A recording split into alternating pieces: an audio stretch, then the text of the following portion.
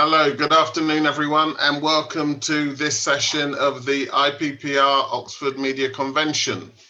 This session is called What is the Value of Public Service Broadcasters? And in the session, we'll discuss the economic, cultural, and democratic value of the PSBs to the UK and explore how this could and should be reimagined for the future. Now, my name is Pat Young. I'm the Managing Director of an independent production company called Cardiff Productions and formerly a Chief Creative Officer at BBC Studios. Joining me to discuss the topic are Rowan Conway, Head of Mission Orientated Innovation Network at the UCL Institute for Innovation and Public Purpose, Professor Jean Seaton, who is Professor of Media History and the Official Historian of the BBC at the University of Westminster, and Helen J, the Head of Policy and Corporate Affairs at Channel 4. I'm going to invite each of them to speak for 7 to 8 minutes, and then we will start a discussion. It's a discussion amongst us, but also a discussion involving your questions. So please can I ask you to submit questions. You can submit them at any time, and we will integrate them into the session. So the first speaker I'm going to call upon is Rowan Conway.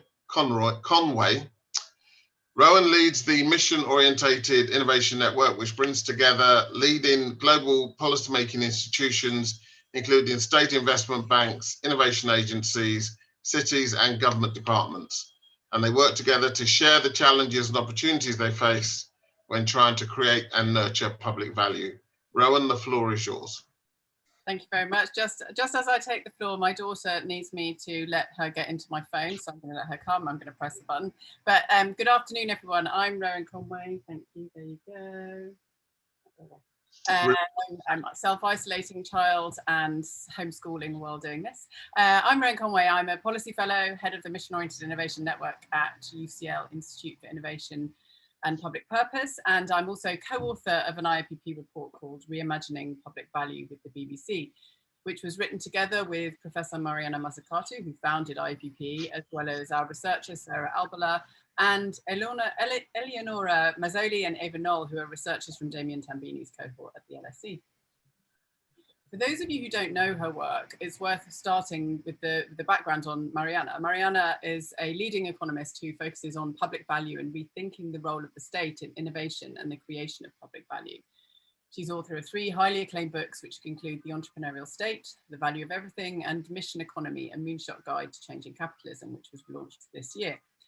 In the spirit of this research, at IABP, we like to take a dynamic approach to policy and research work, and we focus on what we call practice-based theorizing, which is working alongside a range of policymakers around the world on a variety of different projects focused on creating public value, which is innovation-led, inclusive, and aims towards sustainable growth. Last year, we engaged particularly in an applied policy lab with the BBC to explore evaluation and governance for what we eventually termed dynamic public value, and I'll briefly explain what that looked like. We convened a small team of economists, researchers, and strategic designers, that's me, to work with the BBC chief economist and their policy team, as well as a wider stakeholders on a short exploratory project to reimagine what public value at the BBC looks like. Our starting point was to look at ways to understand public value of the BBC and its role as a value creator and market shaper, not the other way around in terms of filling the holes or the gaps that the market fails to serve. Now, we also wanted to sort of start with a positive view or a positive hypothesis, if you like, because any debate about value of the BBC very quickly turns or focuses directly on the license fee and value for money. We wanted to broaden the discussion beyond the just for money discussion so that we think about value beyond direct cost benefit and how the BBC is funded. And while that's important, we also broaden the questions as to why and how it creates value in the first place. So going back to its purpose, which is something that's possibly crowded out a little bit in some of the conversations about the license fee. So entering this project, we took as a given that the BBC is an innovative public institution, that the BBC creates huge public value, but in some debates, there is an implicit accusation that the broadcaster is crowding out the market through the scale and quality of its services. In this project, we wanted to explore dynamic ways that the BBC could look at its value as a market creator. So rather than beginning with this market failure framework, which sees public organisations like the BBC as only relevant in their capacity to fix market failures, we purposefully reframed the BBC mission and public purposes through what we called a market shaping framework, and explored ways to design and test dynamic metrics that assess how the BBC delivers against this mission, creating public value and in the process co-creating and shaping markets. While we recognise that a key aspect of the BBC is to provide universal content and investments in genres like news, current affairs, education and cultural programming, which is effectively its market failure mandate, we also recognise that it only captures a part of what the BBC does or the BBC can do. So we recognise that how the BBC is evaluated also defines the scope or the playing field, if you like. And so cost-benefit analysis and allocative efficiency, which is how this is traced in terms of value for money, can only trace a part of the value and market impact that the BBC actually has. So we wanted to build a bigger picture first to really understand what possible was. So to build this bigger picture, we worked with the BBC to explore and redesign ways to broaden the concept of public value beyond cost-benefit analysis, which started with public value mapping. Public value mapping enabled us to consider more abstract concepts of value than traditional economics allows for. So by looking at the BBC through a market shaping lens, we could consider dynamic new ways to assess the contribution as market creator. The dimensions that we explored were the domains of value. So when we talk about domains of value, what we mean are the lenses of where investment was seeded into different domains. This might be R&D, it might be talent development, it might be women's sports or tackling disinformation. So the areas that value was actually created. Then we looked at types of value, which was trying to understand it's not just a broadcast provider, or it's not just content that's the value that's created. So it was looking actually at the kinds and different kinds of types of value that are created. And then the nature of value, which is effectively things like strengthening capacity, additionality, and the kind of cross-sector transfer mechanism. So what's the nature of that value and how tangible is it? How are we able to actually talk about it and capture that value? Now, this was a fast-paced exploratory study that took a qualitative methodological framework and effectively collaboratively built something as an early stage prototype of an evaluation framework. It was informed by rapid research from internal and external stakeholders, and we effectively co-designed a prototype framework which is intended to look at how you might look at creating values across a value spectrum and creating the conditions, if you like, for the basis for ongoing evaluation. So the key things we did, and I will finish with this, is that we deliberately widened the narrative. So that was a reframing exercise, going beyond value for money and actually creating three key provocations, if you like, of what is individual value for the BBC, what is industry value from the BBC, and what is societal value from the BBC. And so with those, if you like, framing paragraphs, we were then able to then turn them into a series of canvases and frameworks that the BBC could test at a very small scale. The reason why we did that is that we didn't want to create a cumbersome and static reporting mechanism, because with that, you're always playing catch up. We wanted to create a learning and adaptive method that focused on innovation, both upstream and downstream. The BBC's got incredibly good, specifically with things like BBC Studios, at downstream content and platform innovation. Actually, it was worth us looking at upstream. So when you're thinking about things like disinformation and how you target that, how you think about data, how you think about the role of the BBC in some of the major policy agendas, that was something that we wanted to look at as well. So we effectively created a series of proxy metrics, and we also gave a series of canvases for small teams to play with, if you like. So we were not doing any large scale change or transformation. What we were doing was saying, this is something to examine in more detail about how the BBC can create value, understand the value it creates, and then effectively evaluate dynamic public value that is adaptive to the way that the world is changing. So with that, I'll pass back to you. Thank you, Rowan. Lots there to get our teeth into. And please keep sending your questions in. I'm now coming to Professor Jean Seaton, who is a professor of media history and the official historian of the BBC at the University of Westminster.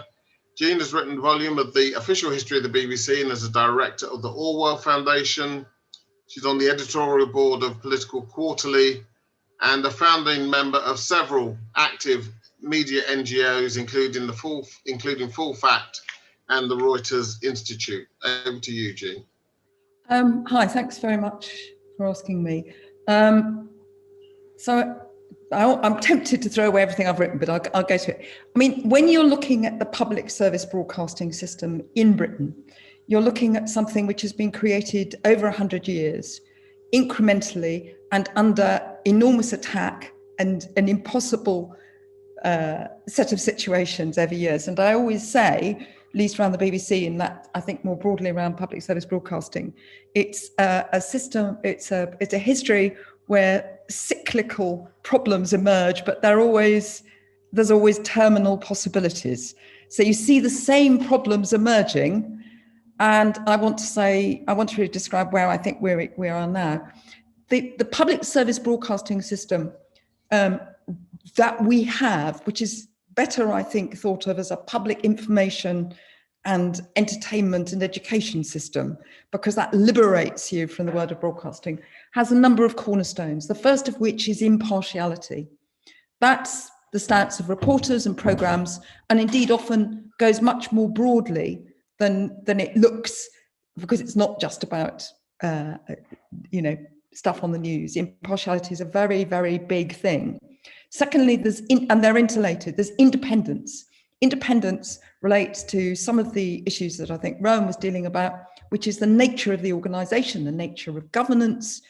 The IPPR Oxford Festival are full of people who care about governance, but this is not usually a public thrilling thing, but it's very important. But it's also in independence. It's about editorial freedom and indeed the freedom to make mistakes, about the freedom to spend money in ways that may make mistakes but may add value. So independence is in itself a quite complex system. The third thing is universality. That's about how you serve audiences, that you've got to give, because you're a universal system, something to all audiences.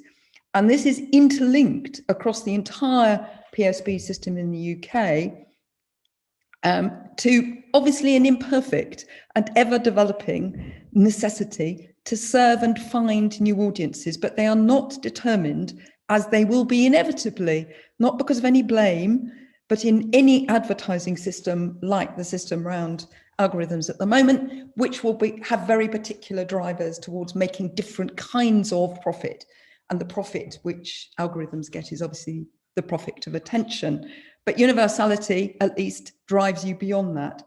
And fourthly, there's what I call variety, which is the variety of sizes and the variety of people, institutions, societies, but also the variety of creativity. In the end, systems and structures can produce creativity, but in the end, also individuals produce creativity, and it's responding to reality in a hugely varied set of ways. George Orwell said, reality is very difficult to see what's in front of your nose. There is an ongoing sense of trying to discover what it is that we live in. So broadcasting in this system is a practice, not a set of prescriptions. And in that sense, it develops the whole time, and you can't quite fix it. And sometimes it gets better and sometimes it gets worse. And the reasons for that are quite complex, actually. And if you, I think, look at the way in which the PSBs turned around, particularly the BBC really, to the public during COVID, you see that it's a pretty flexible instrument. It's been a pretty flexible instrument for reading public mood, but also representing the public at different sizes to itself. And I think the final thing is that I think there is a very big issue around what, technically is called dis and malinformation. That's the capacity of new systems to flood people in a number of ways with information and opinions which are untrue. The one bit of research that always shows what you need to do about that is that you have to start small and local. You have to start where people are to unpack that kind of system. So I think, public service broadcasting has offered us as a society a huge amount of value. If I then go to the second problem, how has politicians seen it? I want to go very quickly through two rows and where we are now. the first row I want to, I mean, you could go through endless rows, that the fact that the BBC was founded at all was simply because the Mail and the Telegraph didn't realise how big it was going to be, and so they didn't throttle it at birth. But there are sometimes accidents are quite useful in things. Northern Ireland was, which people feel, I think, a bit distant through, was a conflict which tested the British government, our international, how we were seen internationally, particularly in America, tested how, the populations in Northern Ireland, and tested the broadcasters absolutely to the limit, particularly actually protested the BBC, and it lasted for 30 years. And it was a war, which was never called a war, but was a war that was going on. And the conflict was really about how you described real power on the ground to the people who were experiencing it. And that happened both in news and in plays. And the problem for public service broadcasters, particularly the BBC, was that towards the end of the conflict, actually there was a joint approach to the broadcasters from both the opposition and the government. And basically, Peter York, so I'm seeing Peter York asking a question, but anyway, so, which I've been distracted by. And we know now that the Labour government tried to intervene in ITV ownership, at least I found that there was a coalition basically against the broadcasters, but actually the broadcasters left alone did come up with some of the very important things, which is bringing audiences together to hear things, which was news that they really needed. So there was very little cross-community communication in Ireland, but you could bring in Northern Ireland people together around news that they needed. And that's what the public service broadcasters did, which takes me to Mrs. Thatcher. But the contest was huge, which takes me to Mrs. Thatcher, who was very, very confused about broadcasting. She wanted freedom, but she also wanted more market discipline. She wanted the BBC and ITV to be dominated by more efficient market practices, but to go up market in taste and not have vulgar stuff. It's completely contradictory. However, the difference between us and America is that we did not get the fairness doctrine.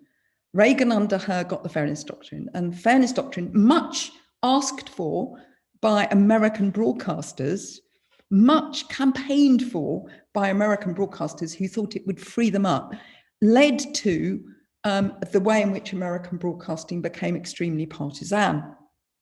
Who saved the BBC? Well, who saved Channel 4? Well, Whitelaw, one of Mrs. Thatcher's ministers, introduced Channel 4, heard in some sense saved the BBC. Mrs. Thatcher believed in public service. But my point is that really up until quite recently, all governments of whatever disposition have all tried to intervene in public service broadcasting one way and another. That's part of democracy. But they've all wanted more of something called impartiality. And they've all wanted something more called impartiality that favoured them. So there was a general acceptance that across the board, this extraordinary thing, they just wanted more of it. And they wanted to get more of it. And in a sense, there was also, I think, oddly, an agreement across the board, however in contest, Channel 4's executives were with the BBC, with the government over various programmes, there was an agreement that there was an agreed ideal outcome of good governance, which was that the people would have fair and equal conversations about fair and equal things. They didn't want to deliver it, they wanted it partial, but there was a sort of an agreed outcome. I think that the big change, it has come over the last, you could put a different time on it. And I think the big change, and this is what makes this particular moment of conflict more difficult, isn't just the streaming, isn't just the streamers, isn't just that there are big competition out there. I mean, Mrs. Thatcher would be amazed at the competition that the British public service broadcasters now face internationally. Competition, it looks as if it's overwhelming, but don't be persuaded by that overwhelmingness, because that is also a narrative that plays into a particular story. The difference is that it is possible, and some people are saying, that you can do without impartiality. And the attack on impartiality is a very complex one. But I think in a sense, governments are playing around with, can we create politics which doesn't depend on us being held to account? Can we create new narratives? Can we own the narrative? Can we create a system in which, you know, we say one thing to one set of people and one set to another set of people, and those people never pick up on what's being said across the court? And I think that is genuinely sets the background for what is actually, I think, a very different kind of battle for public service broadcasting. And I would urge you not to believe all of those on the left or the right who say that impartiality is either weak, lily-kneed, you know, we need something else, because it's got many problems, I understand that. But when you look at all of the evidence, publics still, under duress, always want something that looks like impartiality. During the last election, more Americans turned to the BBC and believed it and trusted it than they did their own broadcasters, for very good reasons. For very good reasons. COVID, more people turned to the public service broadcasters. That's because it was telling them something, often in the manner, often with daftness and silliness. These are all very important parts of public service broadcasting that people needed. 47% of BBC production is now done out in the nations and regions. Don't listen. So I think there is more of a battle than there's ever been, because there's been a transformation. But I don't think you have to listen to all of the people who are saying that the battle has been won by another set of winners. Okay, Jean, I'm going to stop you there. Thank you. We're going to come back to many of the points there. And you sort of started to address Peter's point, but I'm sure we'll pick up the American and the impartiality point and on.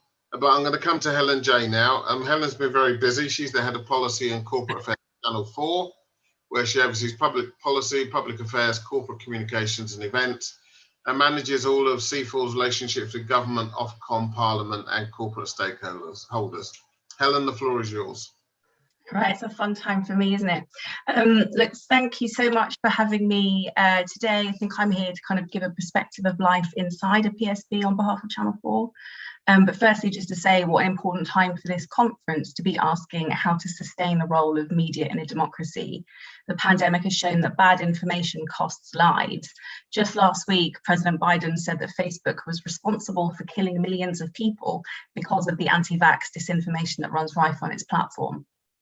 So what an idea then, that there should be media platforms that literally exist for public good, to promote shared understanding, trusted information, common culture and underrepresented voices, and that this should be available to everyone for free.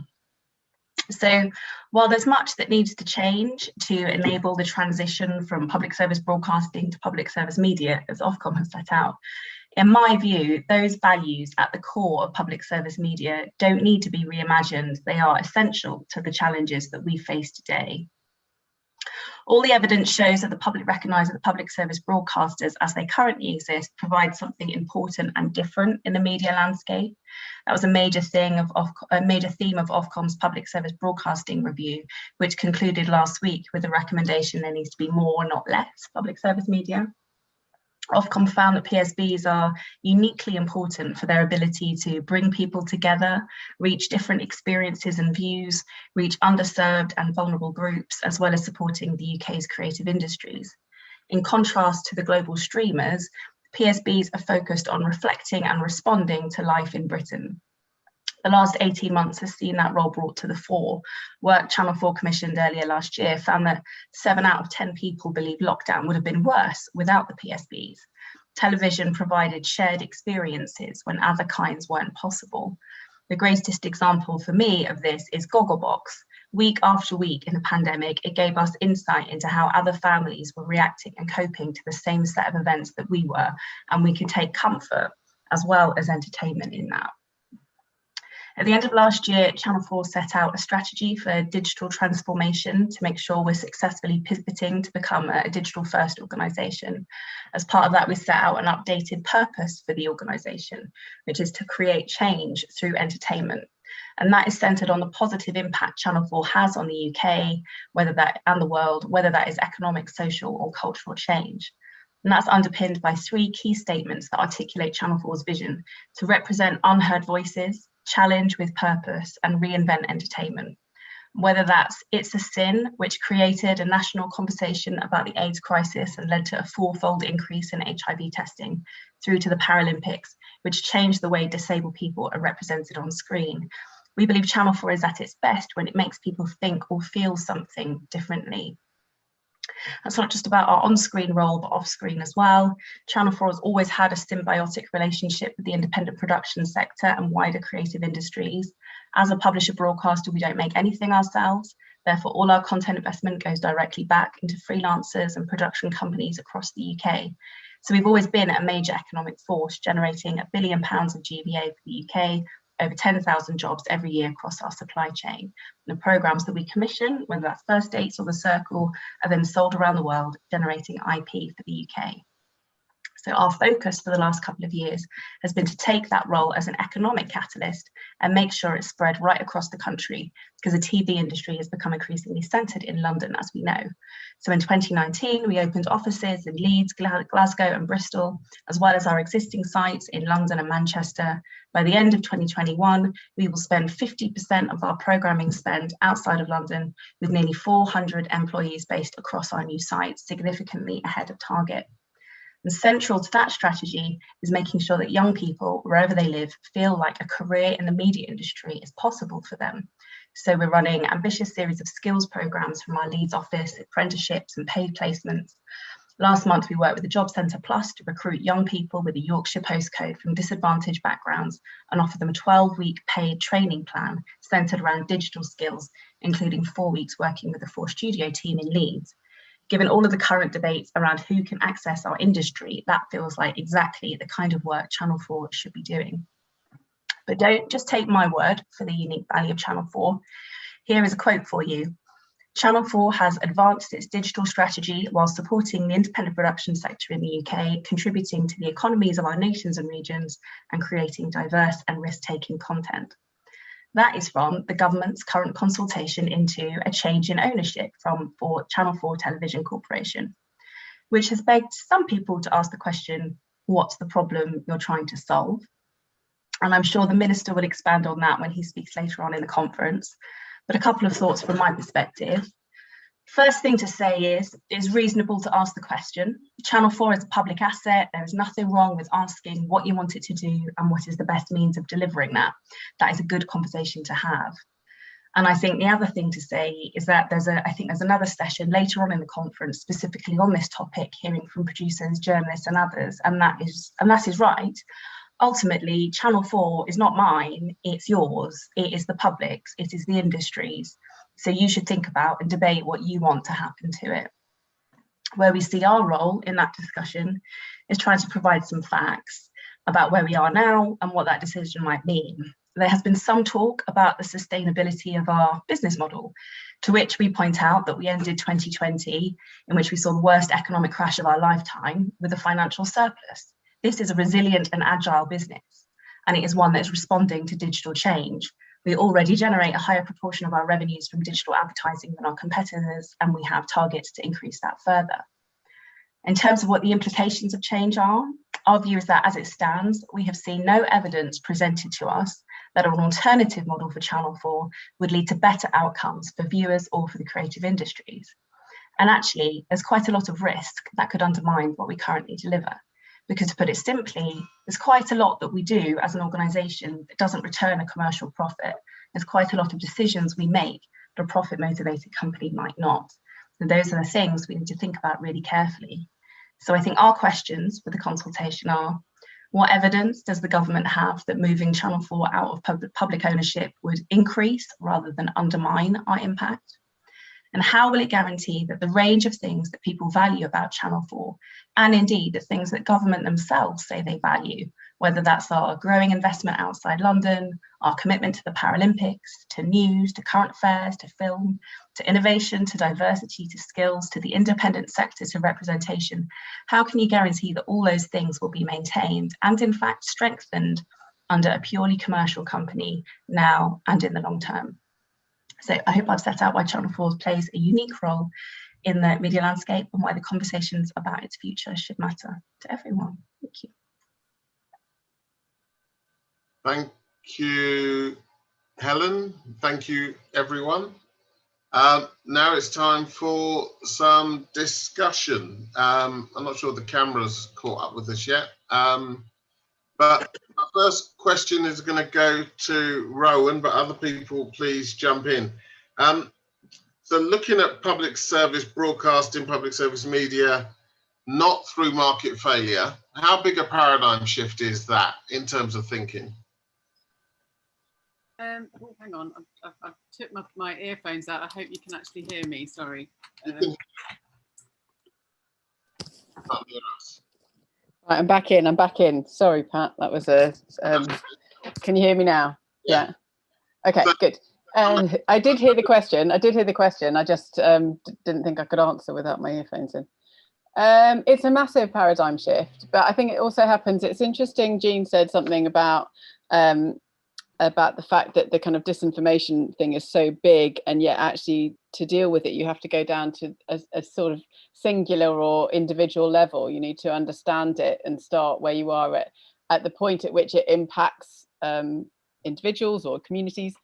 And I think that that's the biggest paradigm shift is actually probably not in this idea of market creation, because almost reflecting what Helen's just said there about, you know, the creation of GVA and the ability to be a multiplier, if you like. To be fair, I think it's not really easy. It's quite easy to unveil the hidden value that is created by public service broadcasting and public service media in the round. The harder piece is actually how do you manage that in a dynamic way, so you don't have to, if you like, you're not constantly having to prove every iteration of your activity, and you're on this back foot at all times. So how can you be a public entrepreneur or entrepreneurial? That's profoundly challenging, because it plays to all of the questions that Jean's raised and that Helen raises through her practice, right? Is that if you're constantly having to defend your footing anyway, it's hard to, you're playing catch up. And so to actually try and, if you like, brave or style out a whole new paradigm and say, actually, what we really need to do is this, and you're measuring us on this, it's incredibly challenging, and it is challenging on an individual level, right? So the people who are actually working in this entrepreneurial way are the people effectively who carry that responsibility for their entrepreneurialism, and it's hard work. And so it's not a simple mindset change or going, let's win the hearts and minds and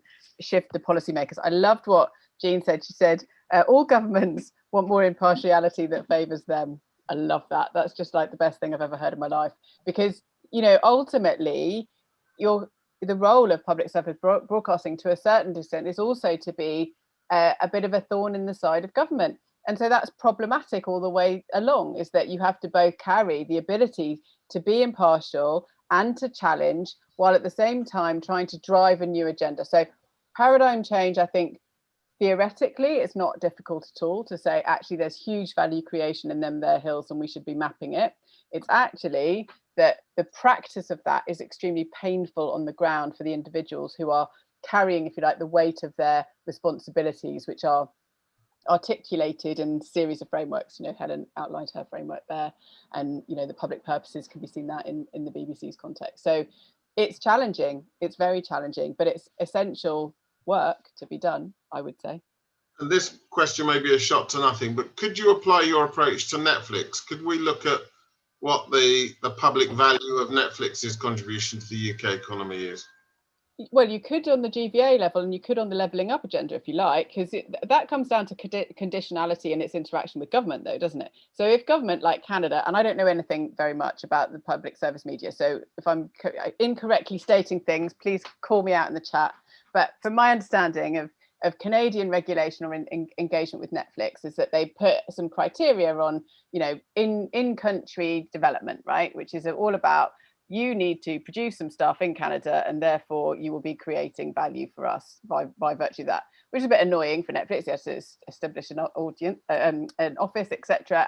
But it creates a production facility. A lot of the kind of things that Helen was speaking about is, effectively, if you land in a place and you create a production facility, you're going to have some multiplier effects in the locality, right? So yeah, of course you can. You can say there's public value of being in places is huge. But the key thing that I have when I get cross, which I have no right to get cross at all in this industry, this isn't my industry, but is actually the apples and oranges question, right? Netflix and public service media are completely different vehicles, and you've done an amazing job by BBC Studio of creating like £1 billion in annual revenues. Amazing, well done you, turning that sort of around, showing that you're commercialized and showing that you can play on that, but it's still not a level playing field, right? It's not a level playing field, but when the bottom falls out of the advertising market and it all goes to Facebook, then fundamentally we're talking about completely different things in our market impact assessments because we're not dynamic. So that's my key point about dynamism. So the Netflix question is, no, it's venture backed. Netflix will probably fall off a cliff down the end of the line when it's replaced by something that's better than it. Sorry, but platform, it's not as resilient, if you like, as a public service media thing. There's lots of provocations in a very short answer, and I'm sure many of them are wrong. I mean, Netflix built on a mountain of debt. Jean, I've heard you talk before about the value of institutions. Yeah. What is the role of institutions in terms of protecting and defending PSB? And if there are other questions, please send them in. Institutions, I mean, sort of decency lies in institutions. They're guardians of things, and they're bigger. I always worry, to tell you the truth, when public service broadcasters defend themselves by good programs, which sounds mad, because somebody will always, but because in a sense that's the essence of them, that they make programs you hadn't yet thought of, that bring in audiences that didn't know they were going to enjoy that. And there's also lost leaders. But I don't think that's a very healthy defense, because somebody can always lob, something else at you. But I also think that institutions, which are kind of have, Channel 4 and the BBC have to relate to the government. A lot of people think that's a terrible thing to do. Actually, I think that's part of their big lumps of democracy. So they should do that. But it depends when they're in conflict with the government as well. And sometimes they may get it wrong, and none of this is perfect, but they should be big enough to say, actually, Minister, Prime Minister, actually, we are going to, for instance, very recently, the BBC published, what was found on a Kent train, which gave away some plans. Now, that, apart from anything else, we needed to know that. B, somebody left on a train, poor man. C, it's not a state broadcaster. So institutions are quite complicated things. And I don't know what Rowan thinks about them, but I think they, was the SS an institution? I don't think it was really quite, but institutions are bigger than, they have long-term memory sometimes. They know how you do things. And if you looked at editorial independence, which is a really difficult thing to bring off over time, is this the right decision? Do we go now? Is this the right moment to say this? What are the alternative cases? Then you need a lot of thoughtful backup so that the people that make those decisions make them freely on the best possible evidence. And that's what the institution does. It does some of the carrying. So I think that we should be very careful about and the other thing is institutions can change. The BBC and Channel 4, and to some extent ITV and Channel 5 and Sky News, these things, they belong to us because they're regulated by us, or they belong to us because Channel 4, if we don't like it, if things don't work, the real public value, I'd say to Rowan, lies in that enormous agility, if it's working, that flexible instrument that is also, nobody's mentioned this, the only thing that anybody knows abroad is the Queen and the BBC. If you're global Britain in an increasingly authoritarian world, why wouldn't you hang on to a set of things which are imbued with UK values of impartiality and independence? Because everybody else likes them. Let me just pick you up on independence and orphan structures. So the BBC now is a unitary board. Yeah. board members, Mr. Gibbs, has intervened in an appointment. Is that not what we'd expect from a unitary board? If he's on the board, he's on the board. I mean, you know, what shape the board should be and whether they should have got rid of the governors and all of those are worrying. What's worrying is the continual, whenever there's an attack on the BBC, you change the governance. That's the worrying thing. So I think there is something to worry about, but you know, the BBC can digest quite a lot. And if he is a public servant, then presumably he'll resign. Okay. Helen, the Channel 4 so-called consultation paper, which is really a position paper, what sort of evidence would you have been looking to see in there to underpin a decision of the sort that's being proposed? So I guess I might have expected to see an impact assessment, for example. That's not an uncommon thing for a government consultation on policy, especially one that, you know, wasn't in the manifesto or anything like that. So, you know, this is a changing the sort of ownership of Channel 4 is going to have, whatever you decide whether it's right or wrong, it will have real implications for the creative industries and from the kind of wider sector, for viewers, for public, for lots of different people. And I think we would have expected some analysis about what that might actually mean based on, you know, clear methodologies and robust analysis. And I think that is not in the document at the moment. There are, you know, there's quite a lot of assertions and there's not a lot of kind of analysis. Now, the government will say, you know, well, that will come later and that's why we're consulting. But I think that it is helpful for people when they're trying to kind of come to work out what their response might be, to have some of that data and analysis in advance. So I think that's the sort of thing that I might have been expecting to have been included at this point. And yeah. We'll have to kind of see if that comes later on.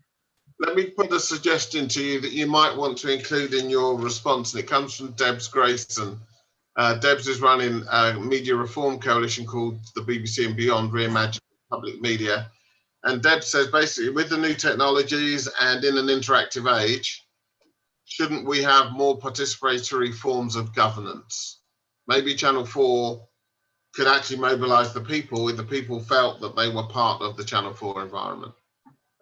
Yeah, well, look, I mean, I've seen various things from the kind of co-op party about mutualisation and all sorts of things. So, you know, there's different models out there, isn't there, to explore. Like, digital technologies absolutely provide huge opportunities in all sorts of ways. And, you know, Channel 4 actually been on a journey for quite a long time, actually, probably for about 10 years in terms of building up our sort of data capability and understanding, you know, our viewers better, understanding what it is that they want, understanding how they use all four, understanding kind of how you can make recommendations, understanding what they want from Channel 4, and that is, you know, only become more important to us. So I think that is absolutely, you know, a really important element about what we're trying to do.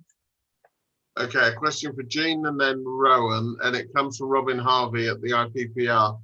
Does the introduction of new opinion broadcast news outlets like Talk Radio, LBC, and more recently GB News undermine or prove the value of public service broadcasters? Is there a risk that the public see the BBC and GB News, for example, as opposing sides of the same coin, as opposed to outlets which are doing completely different things? So I'll come to Jean first and then Rowan. You're on mute, Jean, sorry. I answered in the chat room. I recommend everybody looks at the Ned Hartley tweet about GB News and the follow-on from it, which is hilarious. It just will distract you around this. Yes, I think there is a danger. I think the biggest danger is but this is really, we need visionary government. I'm really, you know, we need ministers and government and this shadowy thing called the Public Service Broadcasting Panel, of which we know nothing, but there are supposed to be some good eggs on there. Could they please come out and talk in public? We really need some real intervention in this, because this is not something that I think can be solved very quickly. GB News is hilarious, but I think it was introduced as a dog whistle for a particular kind of view of politics, and that is an attempt, I think, to make proper impartiality, which is very difficult, and let go away and have an argument about it, and, you know, have Foucault and everybody in there. But to make that look as if that's a flavour, a taste option. You might like impartial news, or you might like something that fits you best. Look at America, look at India, look at Pakistan. These are places I go to. Without something that people can trust and is reliable and represents them, it's really, look at Turkey, it's really worrying. So I do think there's a danger. I do think that the British public, and indeed international publics, always in the end, given sort of access, want something that's reasonable and fair, but it takes a bit of ingenuity. Let the broadcasters be ingenious. It's their business. Rowan? Well, there's so much to say about it, and I'll try. I mean, I'll end up sort of landing in hot takes, but I think that the big challenge really is that it gets the debate into the debate which everyone wants to go to, because it's the amygdala triggering one of the culture war. Exactly. And it effectively is all about the attention economy. It's all about moving at the speed of the noise, and it just and it would be completely remiss of me to say it's a distraction, because obviously it's a very big distraction, and it's not, it wouldn't be paid, you know, it would be terribly kind of like dismissive to say it's not the most important thing, but it's not the most important thing. And it's recognizing how, and this goes to Jean's point about institutions, it's like, not to say how are you bigger than that, but actually how are you on the right side of history, to be fair. You know, like there's a and that, this is me being terribly controversial, but you know, if you do see it as like two sides of a coin, one is, you know, cultural Marxism, and one is GB News plugging what ultimately seems quite racist to me. And that all of these are my own hot takes. I'm just, all caveats are that these are my own hot takes. You know, it seems like a silly argument to get in, but you do need to then go, what is the point of us engaging in this? Because the culture war is real. These do have physical implications, and there are impacts that happen as a result of what is effectively being created in terms of the frame of reference that people go to. And I think what you described there, Pat, is absolutely correct, that there is, or who did it in the audience, you know, there is a basically, let's make these look like polarities. So therefore you disguise actually that one is an institution and one is something else. And that this is all about choice. It's not about these things. So let's step back and go, what's the point of the BBC in the first place? And yes, there's noise, and that noise is important. And yes, it's material. It could have a material impact on what the BBC does. But if it defines the agenda, then the frame's got totally out of whack. So there's a load of hot takes, all caveats that, sorry, that's all my opinion. No, it's great. I mean, I lived in America, so I saw it happen to CNN. As everybody else, where they felt they had to go the other way. Well, in fact, they ended up being the other way because that was the only place to play. Question from Peter York. Why is everyone so shy of calling out the motives, the real motives of the enemies of PSB? This is not a reasoned academic debate about the future. It's a matter of dealing with hardcore ideologues and commercial competitors. Helen, that is very difficult for you to answer head on like that. So I'm going to let Jean go first. Is there a real danger that we're having a polite debate and they're just getting on with it? I think it's two things. I think that the important thing, Peter knows this, is attempting to win on the right terms in the most insidiously persuasive and evidence-based way where you can. And I think it behoves people trying to defend what I see as one of the key institutions of us nationally and internationally, where there is a real market gap. Please, there's a market gap, and we have the institutions that can fit it. I think you have to be more cunning, and in order to do that, you have to understand where they're coming from. And I don't think just pleasing yourself. I mean, I can do a far worse rant than Rowan has let herself go to. And in a way, I think, Pat, you know that, but I think one has to just be very cool around a battle, which is incredibly important for the future of the country and the future of how we relate to each other. And there is lots of evidence, John Harrison, John Demonicus, anywhere but Westminster, that actually we're a jolly sight nicer and we agree more about some fundamental things. So I think it's quite important not to be blown by identifying an enemy. I think the most important thing in politics is to listen and to win for principle. And in that sense, there's another discussion you could have. There's certainly another discussion about foreign intervention in mis and mal, the defence review of all things. The Security and Defence Review of 2021 puts freedom of information and securing information cleanliness at the centre of it. So we're not alone in thinking that this is a really important debate. So that's not normal. And Helen, Jean talked there about evidence-based solutions. Given we have I don't know what colour the paper is, green paper, with no evidence in it at all apart from assertion, yeah. How heavily will Channel 4 be relying on an evidence-based approach in terms of your response?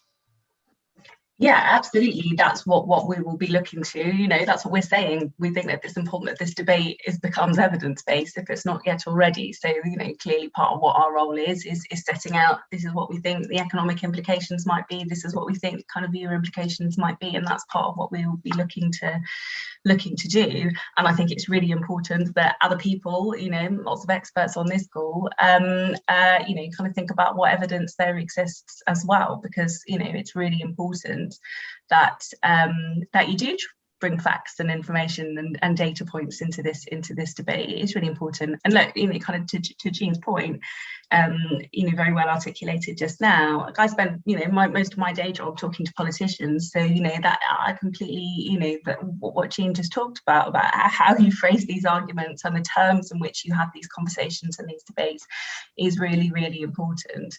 And I think that it's not necessarily helpful to just say, right, we've just got to, this is all ideological or whatever it is that the suggestion might be.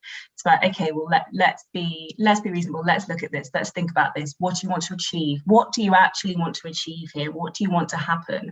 What's the best way of doing that? And for us, the question for us, what do you want Channel 4 to deliver in this world, in this market? What do you want Channel 4 to deliver? And then what is the evidence of the best way to deliver that?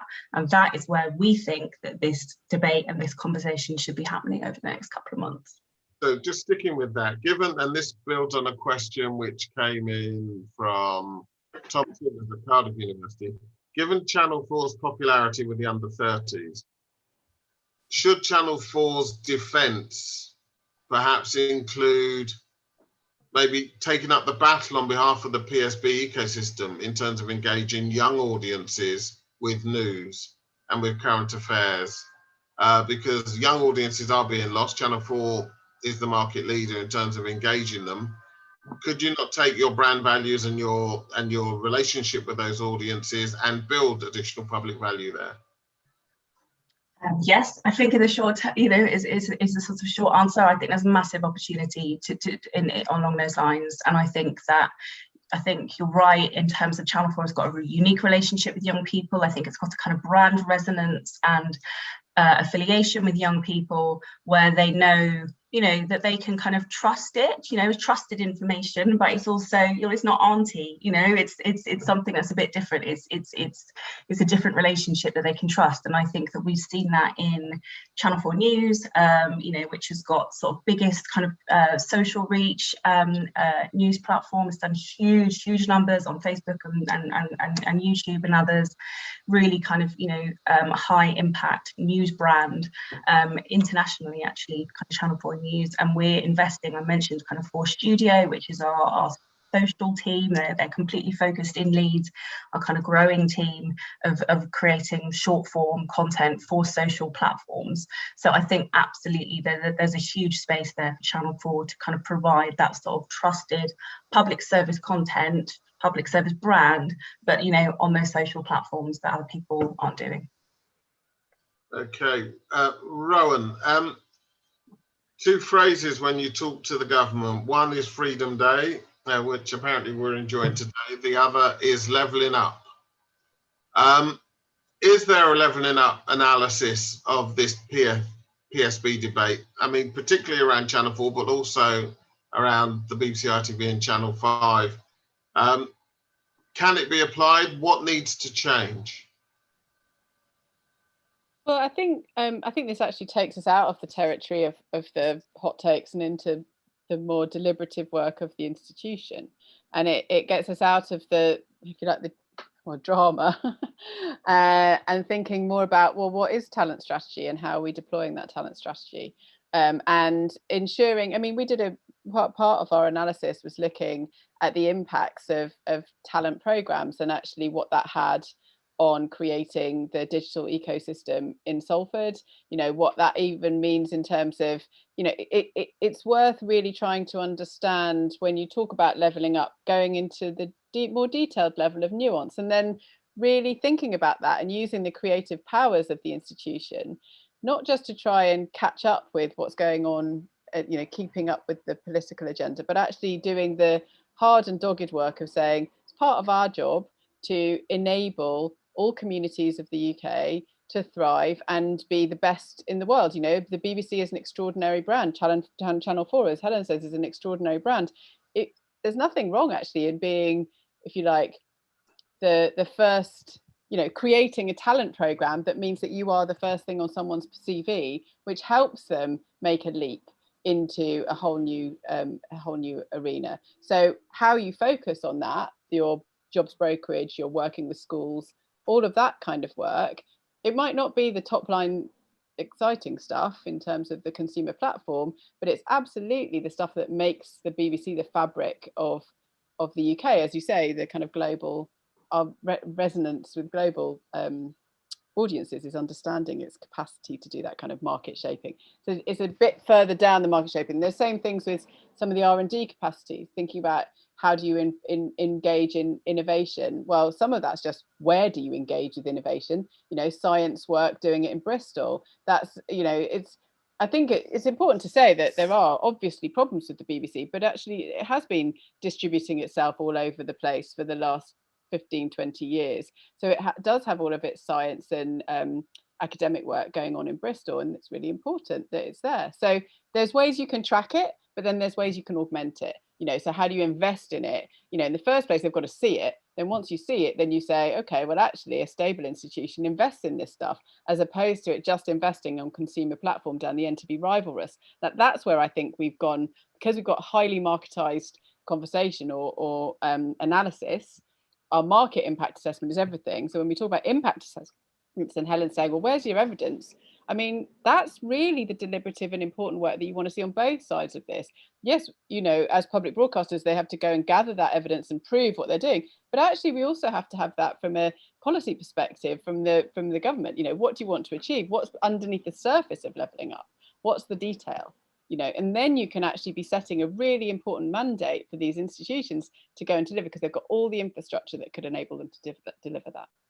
So we have a PSB review at the moment, but with no underlying economic analysis of what they want it to achieve.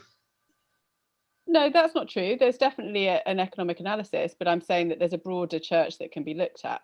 So right. Ensuring that you understand beyond the kind of short. So we tried to, if you like, create an elasticity of the evaluation frameworks, going from direct benefits, which you need. You know, you need the platform effects of the BBC. I'm not throwing those things out. You know, the fact that it's got such a huge and ubiquitous number of people watching, a huge audience. It's got, you know, distributed institutions around the nation, and it's got contribution. It can measure its contribution to value, right? So it's got that really good allocative efficiency stuff worked out. What it hasn't looked at is these dynamic indicators of change towards something that's more purpose oriented. So what does levelling up mean becomes a key mission, if you like. And then from that, you need to start saying, well, have we invested enough in that?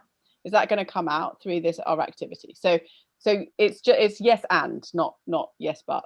Either or. Okay, Jean? I was just going to say levelling up is very complicated, because actually they're really concentrating not on the poorest, but on the towns that are doing not so badly. not so well. And so that would also, if you took the levelling up agenda seriously, then the broadcasters would have to start to challenge the detail of that. And that would be really interesting. That would be really interesting, because it's inner cities that remain the poorest places. So anyway, I think, but broadcasters can do that in ways that the public understands, which don't feel remote from policy. And they are policies, but embedded in good programs. And I think there is something about that as well. I'd just like to do a plug for Peter York and Paddy Barwise. Their book is very aggressive and absolutely fantastic. There you are. And Jean's address, if you want to send her a check, Peter. Jean, you just thrown me from my question. It's fine. And it's for Helen around Channel 4. I mean, Channel 4 has an aggressive out of London policy now. You have an aggressive diversity policy. You're trying to address social class. How do those three things don't necessarily sit easily on each other? You know, there aren't a lot of, 80% of black people live in the big cities, for example. How do you manage those conflicting priorities? Yeah, it's a really good question. It's something that we, kind of very mindful of and have thought a lot about in terms of, when we were sort of doing that relocation program, moving staff, opening new offices outside of London. But I think, actually, like, we're in a good place. It's something that we're continuing to kind of to work on. I mentioned in my speaking notes a program that we launched just last month, in which we was working with people from socioeconomic, low socioeconomic backgrounds, working with a kind of job centre in Yorkshire, getting them kind of paid placements in our 4 studio team. So that's kind of like one aspect of something that we're doing. But there's a whole range of other initiatives and schemes that we're doing. I mean, we've got a big initiative later on in the year called kind of Black to Front, which is kind of really focused around kind of celebrating kind of black talent, about looking at the kind of the pipeline of talent in that area, and kind of what initiatives, what placements we can kind of offer, how we can make sure that we're really kind of bringing through people from across different backgrounds into that. So, I think absolutely they need to be kind of carefully managed and monitored, and looking at data, and that's sort of what we're doing as well. And we have kind of introduced over the last couple of years like monthly dashboards on all of these things, and if one is going up and the other is going down, then trying to kind of look at that sort of intersectionality, that's really important. So, I think being mindful of that, running bespoke programs to address all of that, and just making sure you don't take your eye off the ball.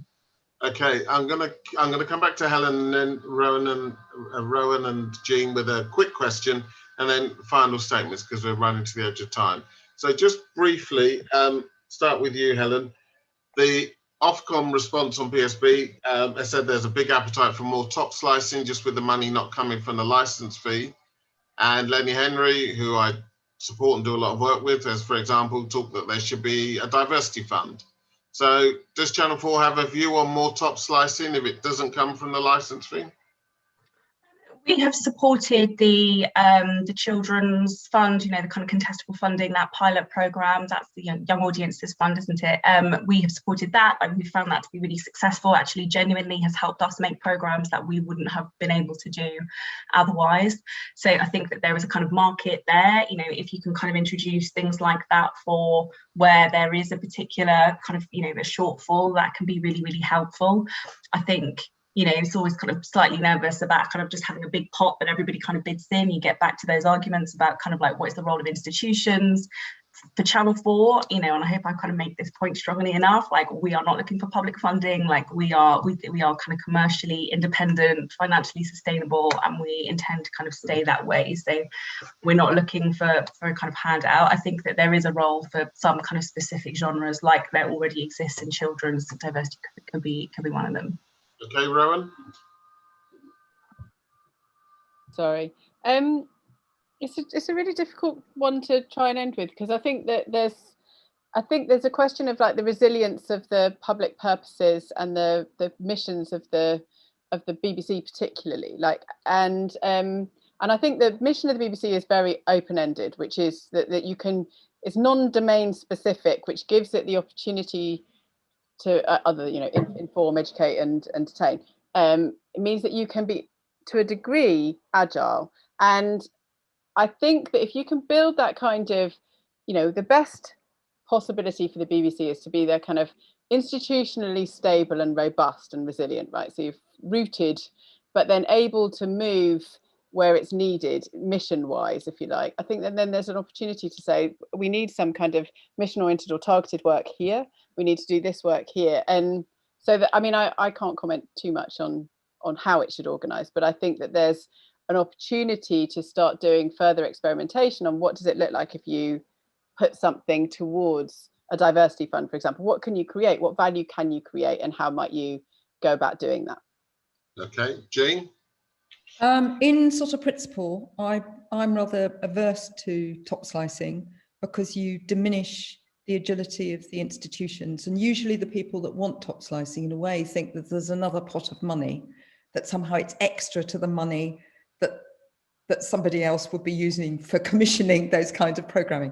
So in principle, particularly when you look at what's happened to, say, the BBC's revenues, which have declined by, between 30 and 40% over 10 years, you don't want to diminish its capacity to do exactly what Rowan was describing, which was use its general resources and its general intelligence to shift like a great big eye where it puts in.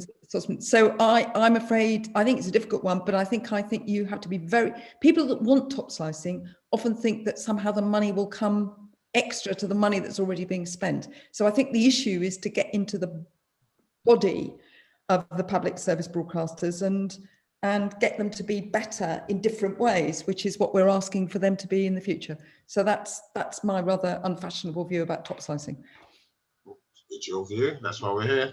And so closing remarks, Rowan, closing remarks. Oh, where to start? So I watched Melanie Dawes earlier today, and she started with the phrase that, the media environment is facing a blizzard of competition disruption, which is driven by confusion and misinformation.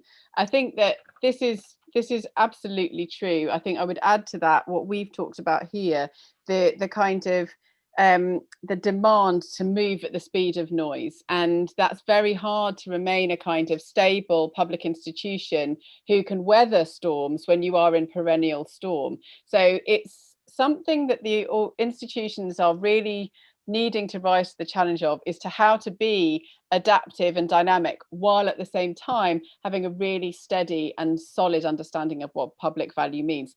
That's difficult in this kind of transition era where we're starting to see things we never saw before, such as the issues of intersectionality that Helen raises, but also issues of the climate crisis and what does that actually mean? We need to be looking at these things and addressing them as part of an understanding of dynamic public value. So I'll leave it with that. I am enjoying the exploration and hope to do more. Interesting stuff. Thank you, Rowan. Helen. Yeah, I mean, it's so many interesting kind of concepts I think comes through this, like that idea of just from the beginning about, moving away from market failure, kind of a different paradigm. I think it, cannot happen sooner enough. I think it's so important. And some of the discussion that we've been having as well about, the role of institutions, I think is really interesting as well. I think probably kind of one thing that I would say, which I haven't kind of said yet, but around, sometimes I sort of fear that the debate around public service broadcasting, and it would surprise you to kind of know I go to a lot of those, debate around public service broadcasting kind of happens over there, and then there's the debate around kind of big tech and disinformation and global governance and competition and Facebook and all of that, and that happens over there, and those are like different debates, and for me they're not, like they're the same, they're part of the same sorts of thing.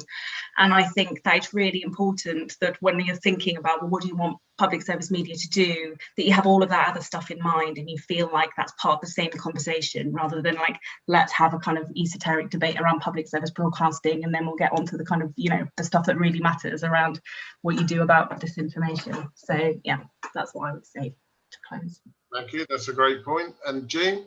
I couldn't agree more. This is one argument, and it's in the interests of some people to disaggregate this argument. And for instance, even the left wants to call the media heritage, because that's a way of sort of saying they're a problem, whereas in fact, reporting is reporting.